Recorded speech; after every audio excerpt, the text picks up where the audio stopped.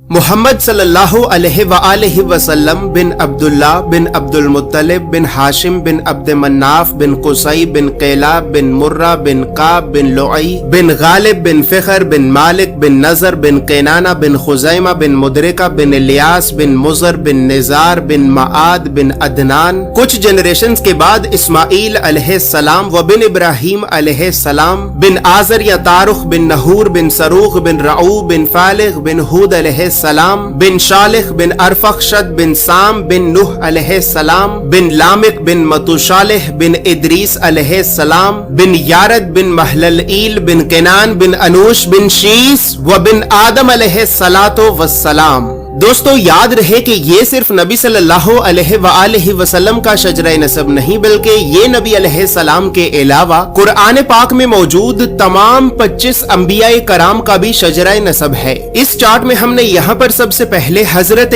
آدم علیہ السلام سے لے کر نبی صلی اللہ علیہ وآلہ وسلم تک تمام 25 انبیاء کرام کے ناموں کو ایک ترتیب کے ساتھ لکھا ہے اور پھر ہر نبی کا قرآن پاک میں کتنی مرتبہ نام لے کر ذکر کیا گیا ہے. ان تمام انبیاء کرام کو لوگوں کی ہدایت اور رہنمائی کرنے کے لیے جن علاقوں اور شہروں کی طرف بھیجا گیا تھا تو ہم نے اس چارٹ میں ان تمام علاقوں اور شہروں کے ناموں کو بھی لکھا ہے. اور سب سے خاص بات یہ ہے کہ یہاں پر ہم نے سبز رنگ سے نبیوں کے ناموں کو لکھا ہے اور سرخ رنگ سے رسولوں کے ناموں کو لکھا ہے تاکہ آپ کو بآسانی معلوم ہو سکے کہ ان 25 نبیوں میں سے نبی کون تھے اور رسول کون تھے. اس کے علاوہ اس چارٹ میں ہم نے اللہ رب العزت کے 99 صفاتی نام اور پھر ان ناموں کے نیچے ہم نے ڈیبیٹڈ پروفیٹس یعنی ان 10 نبیوں کے ناموں کو بھی لکھا ہے کہ جن 10 نبیوں کے نبی ہونے کے بارے میں تمام مسلمان علماء میں اختلاف پایا جاتا ہے کیونکہ ان 10 نبیوں کو قرآن پاک میں کہیں پر بھی نبی نہیں کہا گیا ہے. اس کے علاوہ چارٹ میں موجود سرخ رنگ 5 اولو العزم نبیوں کو ریپرزینٹ کرتا ہے جبکہ بلو کلر بنی اسرائیل کے نبیوں کو ریپرزینٹ کرتا ہے. اور اسی طرح 25 نبیوں میں سے 23 نبی ایسے بھی ہیں کہ جن کا ذکر قرآن کے علاوہ تورات زبور اور انجیل میں بھی موجود ہے.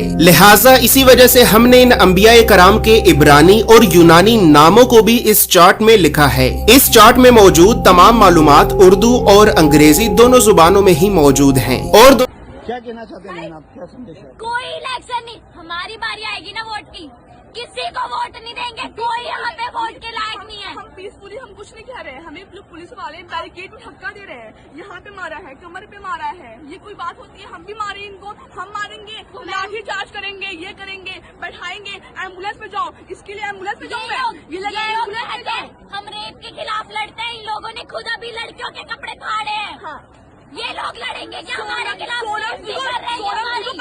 سونم جی کو انہوں نے پکڑا، جو کریمنلز ہیں ان کو ہی پکڑتے اتنی جلدی. وہ سارے ان کے لیے آواز نہیں اٹھا رہے. آج ہم مارچ کرنے آ گئے تو یہ لوگ آواز اٹھائیں گے.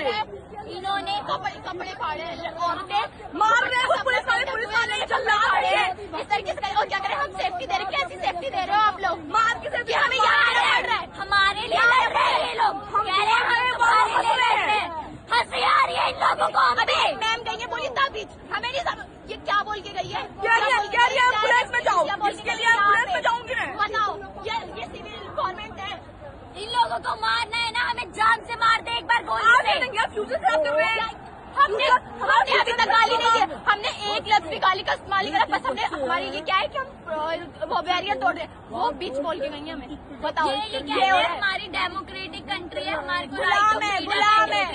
ہم جب اپنے ہی رائٹ کو یوز کر رہے ہیں نا، یہ لوگ اپنے ہاتھ اٹھا رہے ہیں. ایجوکیشن ہمارا رائٹ ہے نا، کیوں ایجوکیشن کا